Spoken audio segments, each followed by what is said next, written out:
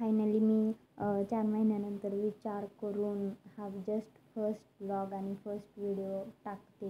मला नाही माहिती की मी कसा आवाज येते, कसं बोलते, काय येते मला नाही माहिती. पण मी 4 महिने विचार करण्यातच घालवले की पुढे जाऊन काय होईल का, हा व्हिडिओ फेमस होईल का, किती सबस्क्राईब मिळतील, किती लाईक मिळतील, मला यातलं काही माहीत नव्हतं.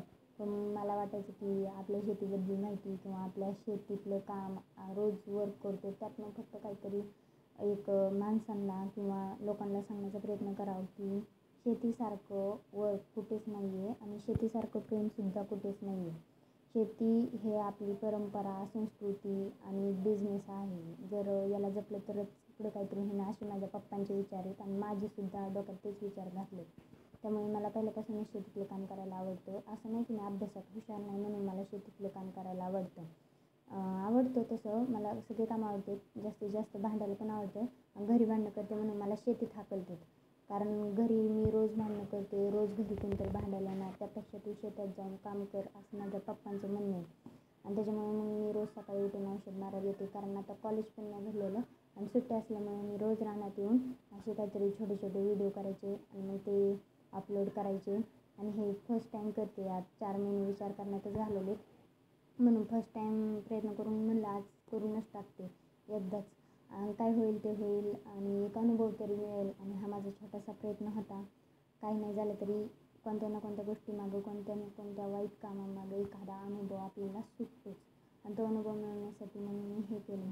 आणि शेती मला खूप आवडते. हे मी सांगत नाही आहे किंवा हे मी दाखवण्यासाठी सुद्धा करत नाही आहे. पण मला जास्तीत जास्त अभ्यासापेक्षा शेतीत जास्त काम करू वाटतं आणि त्यामुळे मी जास्त औषध मारायला त्याला आवडतं.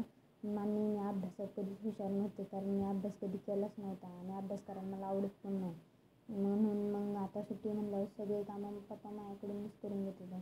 आणि स्पेशली शेतकरी घराण्यातली मुलं मुली जास्तीत जास्त वर्क करतात, हार्ड वर्क करतात. कारण त्यांच्या घरात असं नसतं की काम करायला कोणी असतं, पण त्यांच्यावरती रिस्पॉन्सिबिलिटी असते. आणि आमच्या घरात मीच जास्त काम करते असं मला वाटतं.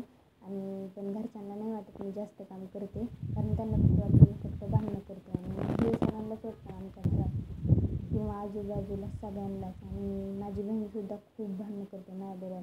त्याच्यामुळं आज तिला पण आणलेलं आणि ती जरी रानात आली तरी ती एका रानात असते, मी दुसऱ्या रानात असते. तिला एक काम देतात आणि मला एक काम देतात कारण आम्ही दोघी एकत्र असले तर दगड मारामारी करतो. त्याच्यासाठी थँक्यू आणि जय शिव.